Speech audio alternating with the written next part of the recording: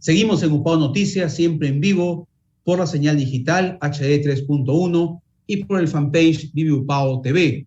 Son las 5:21, los acompaña Alberto Pinillos en nombre de todo el equipo de Vive UPAO Televisión. Esta tarde, como lo anunciamos al inicio del programa, vamos a conversar de un tema también muy importante. Si bien es cierto que estos dos últimos años, 2020, 2021, ha acaparado la atención de los medios de comunicación por la emergencia sanitaria, el tema de la COVID-19, esta enfermedad producto de la infección del nuevo coronavirus. Es indudable que hay otras patologías, otras enfermedades, otros requerimientos de los pacientes que se requieren atender.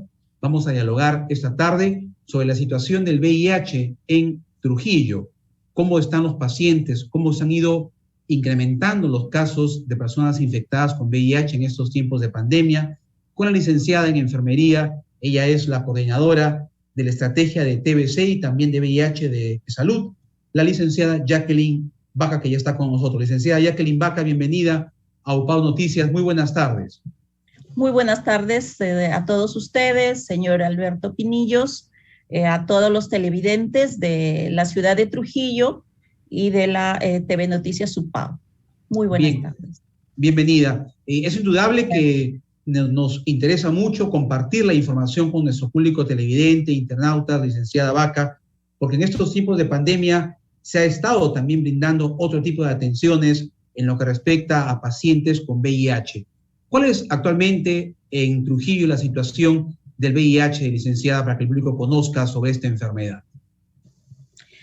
Bueno, la situación actualmente es, nos encontramos en el contexto sanitario en la emergencia por el COVID-19, una pandemia que justamente se inició en marzo del 2020, afectando a la mayoría, por no decir casi al 100% de establecimientos de salud a nivel nacional. Tanto MINSA como ESalud, las Fuerzas Armadas, las Fuerzas Policiales, lo cual trajo como consecuencia el cierre de los establecimientos justamente por la escasez de recurso humano que tuvieron que desplazar a los profesionales de los establecimientos del primer nivel de atención hacia los hospitales en los cuales se concentraban la mayor cantidad de casos de personas contagiadas con el COVID-19. Esta problemática trajo un sinnúmero de problemas de salud pública, específicamente a los pacientes viviendo con VIH, a los pacientes también afectados por tuberculosis.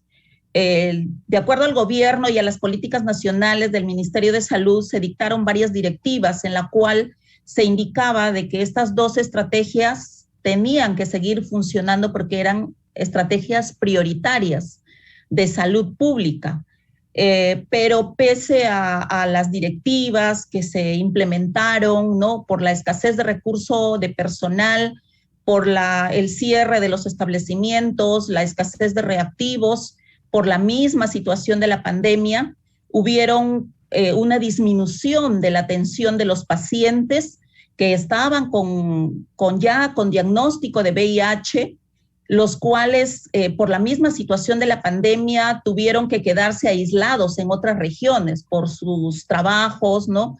Y luego tuvieron que dejar de tomar sus antirretrovirales hasta que a través de estrategias que se implementó en ESalud, específicamente en lo que es la Red La Libertad, poco a poco se establecieron el contacto del paciente con VIH hacia los establecimientos de salud, ¿no?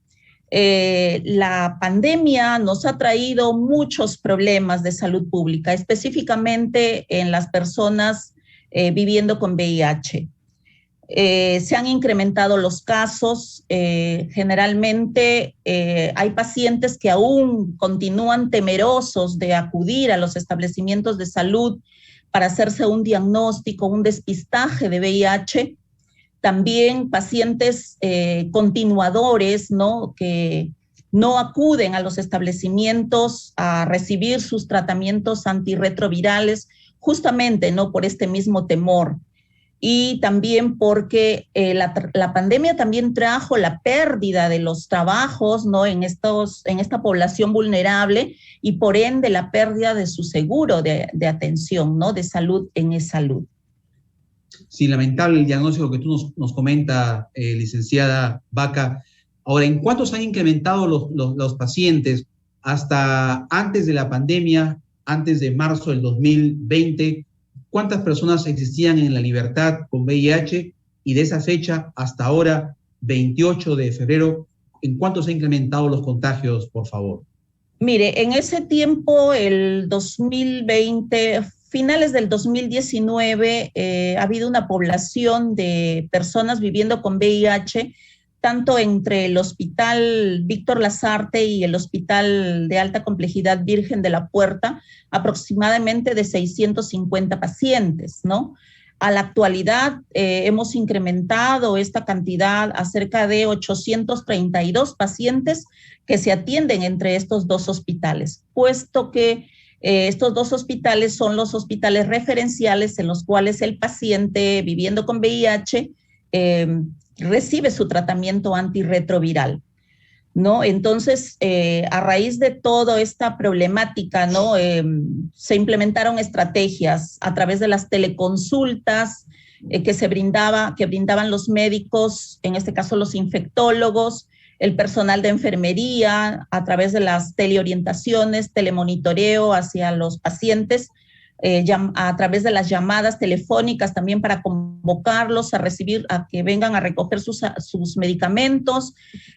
Como no podían los pacientes acercarse a las farmacias de estos dos hospitales a recoger sus medicamentos, en el hospital de alta complejidad se implementó la entrega de los medicamentos a domicilio, ¿no? A través de los servicios de courier, y se les hacía llegar de esa forma sus medicamentos a los pacientes que estaban aislados en sus domicilios, ¿no? Por el temor a contagiarse. En el hospital de alta complejidad, la atención hasta la actualidad se viene dando a través de las teleconsultas, a diferencia del hospital el Víctor Lasarte, ¿no? Que las atenciones son presenciales. Por los infectólogos, tenemos ahí un infectólogo que hace atención presencial, dos infectólogos que realizan las atenciones presenciales, y tenemos un infectólogo que hace las teleconsultas, ¿no? A través de llamadas telefónicas, se ubican a los pacientes, se le da la cita y se le hace la consulta, se le indica todos sus exámenes de control para lo que es el control de su enfermedad a través de exámenes de carga viral, exámenes de CD4 para ver cómo está yendo la carga viral y el contagio, ¿no? en ellos, ¿no? Y se les hace la entrega de sus medicamentos. Ahora, en estos incrementos de casi 200 personas que se han contagiado, o tal vez más, de VIH durante la pandemia, licenciada Vaca, ¿qué grupo etario es el que más prevalece? ¿Son adolescentes, son adultos mayores, o inclusive también podemos hablar de madres gestantes y niños, ¿verdad?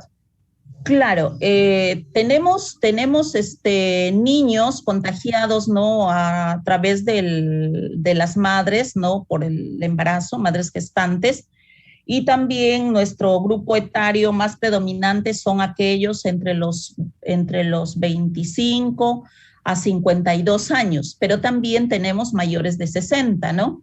Los cuales tienen la mayor cantidad de concentración, ¿no? En este grupo etario de su diagnóstico de VIH. Pero la mayor concentración de pacientes se encuentra entre los 25 a 50 años de edad, ¿no?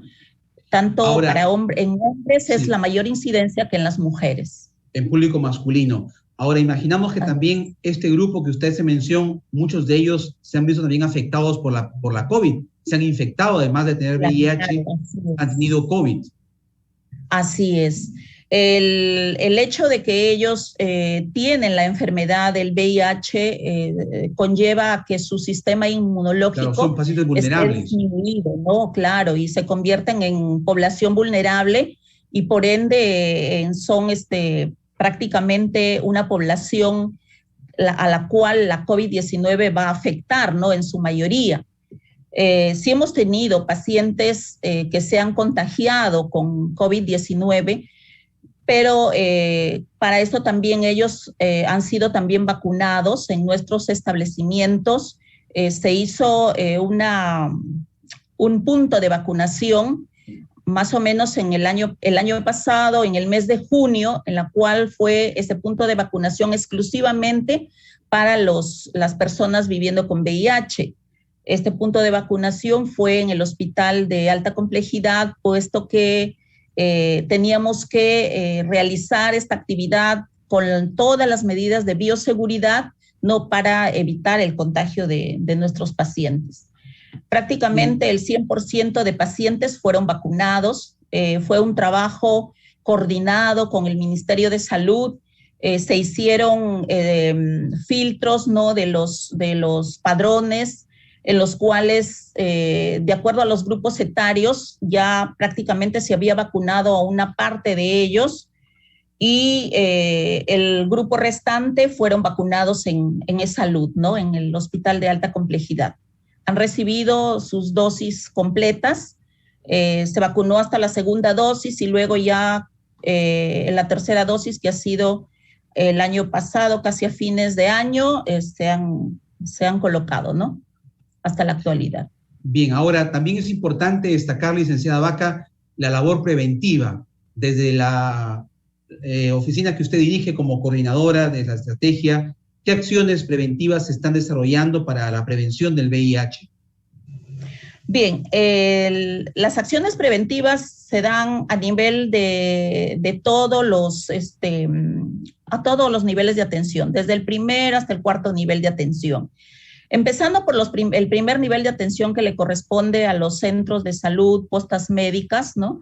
Se hace la labor preventiva en función a las personas que son diagnosticadas con las infecciones de transmisión sexual, ¿no? Se realiza el diagnóstico, que es hecho por un médico. Luego el médico tiene que derivar al paciente diagnosticado con ITS hacia el consultorio de enfermería, que es la responsable del manejo de la estrategia, quien brinda educación y consejería, ¿no?, sobre lo que es los cuidados y las medidas preventivas, y también se le da una consejería previa y el consentimiento informado, si es que el paciente desea, para realizarse la prueba de VIH, la prueba rápida para VIH, ¿no? Si el paciente consiente el realizarse esta prueba, se le realiza, y de ahí desde ese nivel vamos iniciando, ¿no?, el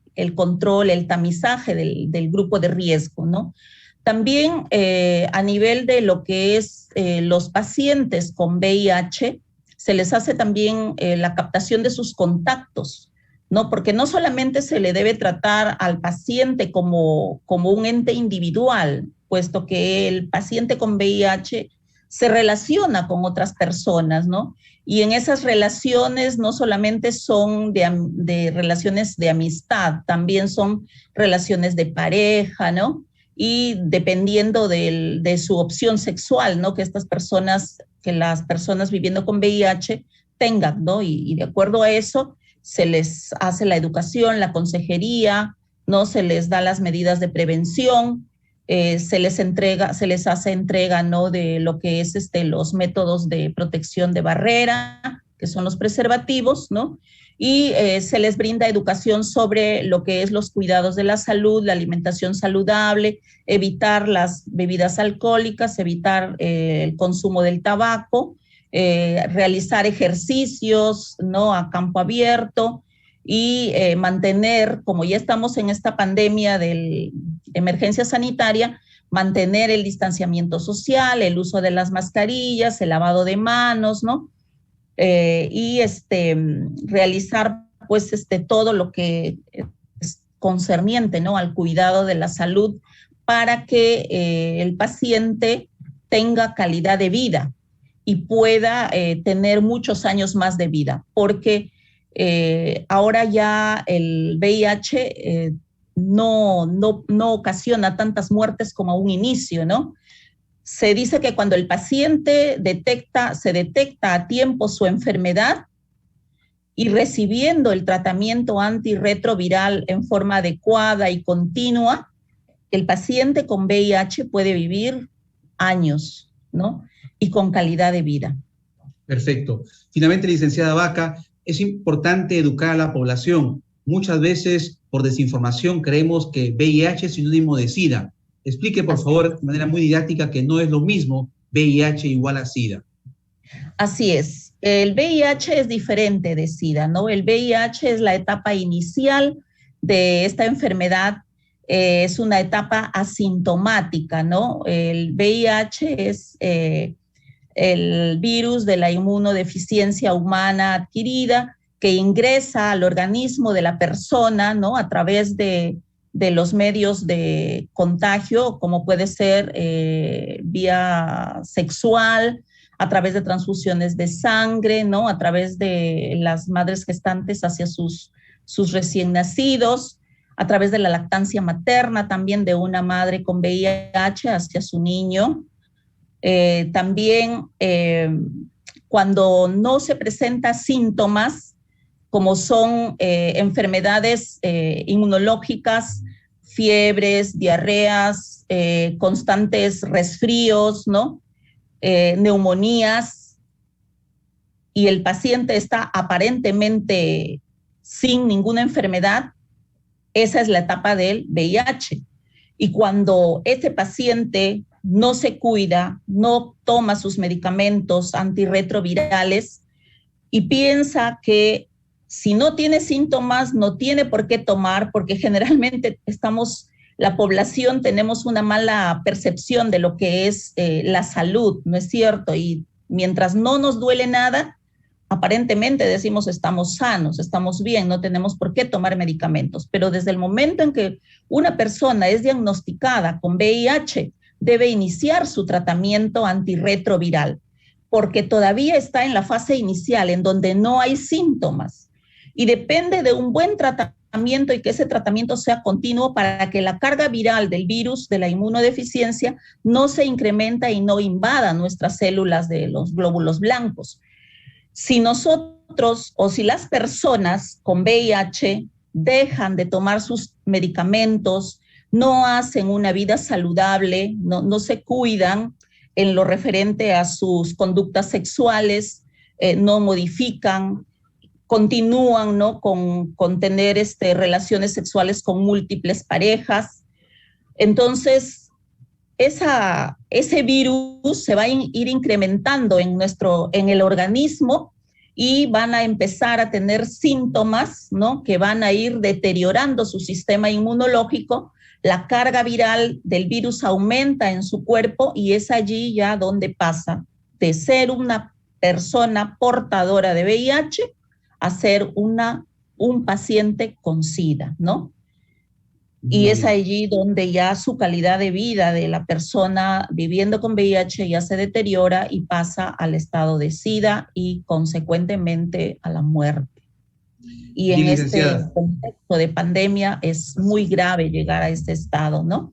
Así es, le agradecemos mucho, hemos conversado un amplio el tema, era importante conocerlo de manera médica, científica. Agradecemos a la coordinadora de la estrategia de VIH de salud, la licenciada enfermera Jacqueline Vaca, por compartir esta información en UPAO Noticias. Gracias, y estaremos atentos para una próxima oportunidad conversar de la tuberculosis, licenciada Vaca, que está pendiente. Así es. Muchas gracias a todos. Gracias ustedes. A usted. Buenas tardes. Vamos a ir a una pausa y continuamos con más información en UPAO Noticias.